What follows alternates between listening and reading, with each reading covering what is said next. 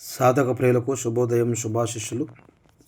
మంత్రాభిలాషులకి ఈరోజు 200 సంఖ్యామంత్రంగా ఈరోజు చాలా అద్భుతమైనటువంటి నేటి కాలంలో చేతబడి, చెల్లంగి, బాణమతి తగలకుండా కాపాడుకునే మంత్రం, యంత్రం, విధి విధాన, క్రమ పద్ధతి, యంత్ర పద్ధతి, మంత్ర ఉచ్చారణ చెప్పడం అనేది చాలా అదృష్టంగా భావిస్తున్నాను. యూట్యూబ్లో మన ఛానల్లో దాదాపు 100 సంఖ్యలో మంత్రాలు ఉండడం జరిగింది.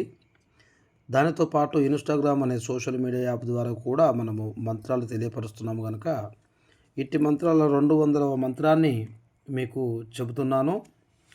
ఈ మంత్రం చేతబడి, చెల్లంగి, బాణమతులను కూడా కాపాడుకునే యంత్రం. ఈ మంత్రం వచ్చేసి ఇది గురుముఖత, గురు సమక్షంలో గురు కట్టడి ద్వారా ఈ మంత్రాన్ని తీసుకొని యంత్రం ధరింప చేసుకుంటే మాత్రమే ఎవరు ఎలాంటి ప్రయోగాలు చేసినా మనకు తగలకుండా, మన శరీరం మీదకి పారకుండా, మన ఇంట్లోకి ప్రవేశించకుండా కుటుంబం అంతా కూడా ఆయురారోగ్యంతో అద్భుతమైన జీవితాన్ని కొనసాగిస్తూ ఉంటారు. ఒకసారి ఈ మంత్రాన్ని చదువుతాను, వినండి. ఇట్టి మంత్రానికి గురుదక్షత, గురుకట్నం ఉంటుంది. గురువుగారి సమక్షంలో గురువు దగ్గరికి వచ్చి మాత్రమే మంత్రాన్ని నేర్చుకోవాలి, యంత్ర విధానం నేర్చుకోవాలి. యంత్రాన్ని కూడా బాగు చేసుకొని యంత్రాన్ని కూడా కట్టుకొని పోవడం ద్వారా సకల సమస్యలు మరీ ముఖ్యంగా చేతబడి, చెల్లంగి, బాణమతి, శర్దువాటు తగలకుండా కాపాడుతుంది, రక్షిస్తుంది. భూత ప్రేత పిశాచ దుష్ట శక్తుల బారి నుంచి కూడా రక్షిస్తుంది. సరే, మంత్రాన్ని చదువుతున్నా, వినండి. హరి ఓం నమ శివాయ, శివాయ నమః. జగత్సుతే ధాత హరిరవతి రుద్ర క్షపయతే తిరస్కుర్వ నేతృస్వమపి వపూరిష స్థిరాయతి సదా పూర్వ సర్వం తదిదా మమ గృహన్నతి దా శివ తవజ్ఞమాలంబ్యం క్షణాచరితయో త్రులభతితో. ఓం హ్రీం కీం జిం అనే బీజాక్షరాలు ఇక్కడ ఏముండవండి. ఇది చాలా అద్భుతంగా శ్లోకరూపకంగా రచించబడినటువంటి మంత్రం. ఇది మళ్ళొకసారి చదువుతాను, వినండి.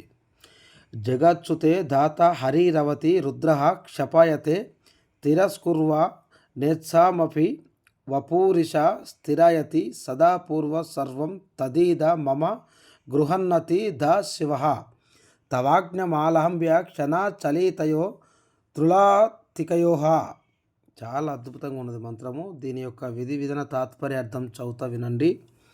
దుష్టశక్తుల నుండి, శత్రువుల నుండి తనకు తాను రక్షించుకొనుటకు ఓ పార్వతి, నలుడు సృజించుచున్నాడు, శ్రీహరి కాపాడుతున్నాడు, శివుడు లయం చేస్తున్నాడు, హరుడు ఈ పనులు తిరస్కరించి తన శరీరంని కప్పిపుచ్చుతున్నాడు.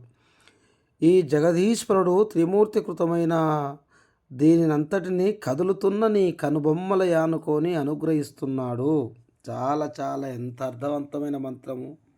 ఒకసారి సాధకులు అర్థం చేసుకోవాలి. ఈ జగతిని, ఈ ప్రపంచాన్ని నడిపిస్తున్నటువంటి ఈశ్వరుడు త్రిమూర్తులైనటువంటి విష్ణు, ఈశ్వర, బ్రహ్మలని, ఈ త్రిమూర్తులని పార్వతీదేవి యొక్క కనుబొమ్మల మధ్యన రచించబడినటువంటి ఒక నుదుటి తిలకములో కాపాడుచూ వస్తున్నాడట. ఈ లోకాన్ని రక్షించడం గురించి, మన శరీరాన్ని రక్షించడం గురించి శ్రీహరి కాపాడుచున్నాడు, శివుడు లయం చేస్తున్నాడు, హరుడు ఈ పనులన్నిటిని తిరస్కరించి తన శరీరాన్ని తనే కప్పిపుచ్చుకుంటున్నాడు. అయినా ఈశ్వరుడు, జగదీశ్వరుడు త్రిమూర్తి కృతమైనంతటినీ కదులాడుతున్న నీ కనుబొమ్మల మధ్యన లయం చేసుకుంటున్నాడు. ఎంత అద్భుతమైన మంత్రం ఈ మంత్రము. ఈ మంత్రం విధి చూద్దాం. ఈ మంత్రము 1000 సార్లు చదివి తేనె, చెమిలి, తీపి గారెలు నైవేద్యం పెట్టి 30 రోజులు చదవాలి. పార్వతీదేవి ఫోటో యందు తర్వాత భోజనం సమర్పించాలి. నైవేద్యం పెట్టి క్రమాన్ని, సాధనను ఆపి ప్రయోగాలను మొదలుపెట్టాలి. మొదట గురువర్యుల సమక్షంలో మంత్రం, క్రమం, విధి విధానం, యంత్ర విధానం ఉపదేశం తీసుకొని గురుముఖత ఈ యంత్రం ధరించిన ఎటువంటి చేతబడి, బాణమతి, చెల్లంగి ఈ యంత్రం ధరించిన వారికి ఎక్కదు, పారదు, తగలదు, సోకదని రాసింది గ్రంథంలో. కాబట్టి ఈ యంత్రం కూడా చాలా అద్భుతంగా ఉంటుంది. శివహస్తదానంతో ధరించబడి త్రిశూలంతో నిర్మించినటువంటి యంత్రం ఇది. యంత్రాన్ని కూడా క్రమ పద్ధతి, విధానం ఉంటుంది. ఎలా రాయాలి, ఎలా చేయాలనేది మా దగ్గరికి వస్తేనే దీనికి ధూపదీప నైవేద్యములు సమర్పించే ప్రాణప్రతిష్ఠ చేసి యంత్రాన్ని మీకు కట్టడం జరుగుతుంది. తద్వారా శత్రువుల నుంచి మంత్రగాల నుంచి, చేతబడి పూజల నుంచి తప్పించుకోవచ్చు. అద్భుతంగా జీవితాన్ని కొనసాగించుకోవచ్చు. హరి ఓం నమ శివాయ, శివాయ నమః, శివాయ గురువే నమః.